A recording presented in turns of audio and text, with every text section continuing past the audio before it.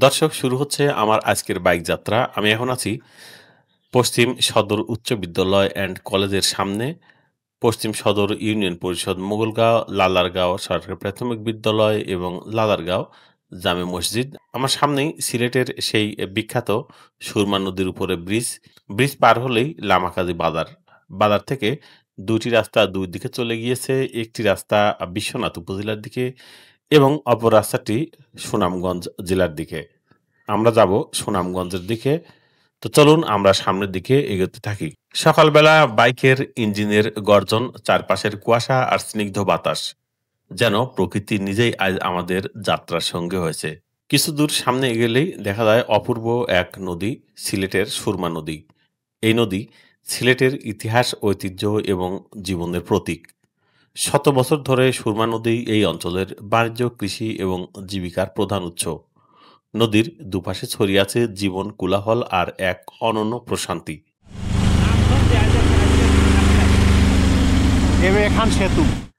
নদীর উপরে মাথা তুলে দাঁড়িয়ে আছে সিলেটের সেই বিখ্যাত সুরমা ব্রিজ। এই ব্রিজটি শুধু একটি স্থাপনাই নয়, এটা যেন সিলেটবাসীর গর্ব এবং ইতিহাসের সাক্ষী।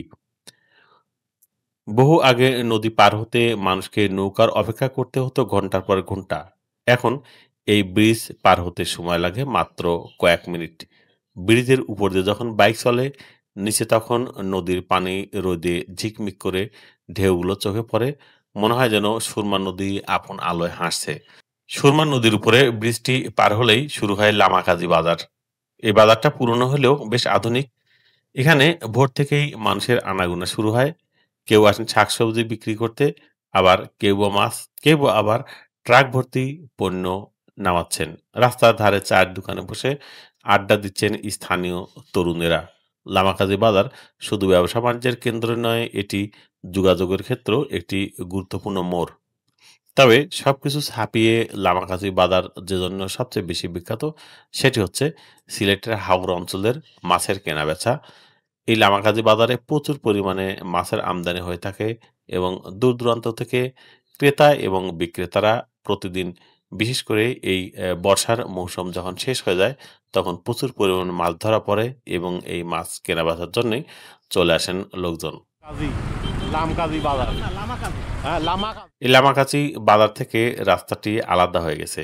একটি রাস্তা চলে গিয়েছে সিলেটের অপর একটি উপজেলা, বিশ্বনাথ উপজেলার দিকে, আর অন্যটি চলে গেছে সুনামগঞ্জের দিকে। আমরা যাব সুনামগঞ্জের পথে, হাওরের রাজ্যে, জল আর সবুজের দেশে। লামাকাজি বাজার পার হলেই সামনে দেখা যায় এক বিশাল প্রশস্ত রাস্তা। নতুন সংস্কার করা পিচ ঢালা এই রাস্তা যেন বাইকারদের জন্য স্বপ্নের মতো। রাস্তার দুপাশে রয়েছে বহু পুরনো গাছ, যেগুলোর ছায়ায় পথটা আরো সুন্দর হয়ে উঠেছে। কখনো কখনো মনে হয় প্রকৃতি যেন নিজ হাতেই সাজিয়ে রেখেছেন এই পথটাকে। বাইকের সামনে দিয়ে ছুটে চলে যাচ্ছে একের পর এক সিএনজি, আর পিছনে ধুলা উড়িয়ে যাচ্ছে কিছু পিকআপ আর ট্রাক। তবে দর্শক, বাংলাদেশের সব রাস্তাতেই বিভিন্ন প্রকার যানবাহন দেখা যায়, সিএনজিও দেখা যায়, কিন্তু এই রাস্তাতে সিএনজির আধিক্যটা বেশি মনে হচ্ছে অন্যান্য যানবাহনের চেয়ে। যাই হোক দর্শক, যাত্রাপথে দেখা মেলে অসংখ্য মুখ, অসংখ্য মানুষ আর অসংখ্য বাজারের। কেউ যাচ্ছেন বাজারে, কেউ বের হচ্ছেন কাজের প্রয়োজনে, আবার কেউ বা যাচ্ছেন হাওরের দিকে মাছ ধরতে। এ যেন উত্তর পূর্ব বাংলার এক চলমান জীবনচিত্র। এই রাস্তা কেবল সুনামগঞ্জে যাওয়ার রাস্তা নয়, এটি প্রকৃত বাংলাদেশের এক প্রতিচ্ছবি। গ্রামীণ সরল জীবন, প্রকৃতির সৌন্দর্য, নদীর ঐতিহ্য আর মানুষের অকৃত্রিম মমতা, সবকিছু মিলিয়ে এই যাত্রা যেন এক গল্প, যা দেখা যায় না, শুধু অনুভব করা যায় চোখ আর অন্তর দিয়ে। সুরমা নদীর স্রোত, লামাকাজি বাজারের কোলাহল, রাস্তার ধরে ছায়াঘেরা গাছ, সব মিলিয়ে মনে হয় এই পথটা শুধু একটা গন্তব্যে পৌঁছানোর জন্য নয়, বরং এক জীবন্ত অভিজ্ঞতা, এক যাত্রার আনন্দ। দর্শক, আমাদের আজকের এই যাত্রা এখানেই শুরু হতে যাচ্ছে। সামনে অপেক্ষা করছে হাওরের শহর সুনামগঞ্জ। চলুন এগিয়ে যাই, বাংলাদেশের অপরূপ উত্তর পূর্বের সঙ্গে পরিচিত হই।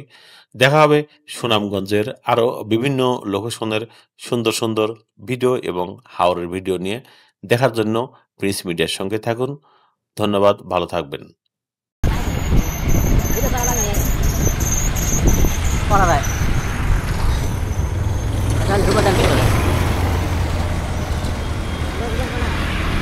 দরকার নাই। সামনের ভিতরে ঢুকে যান।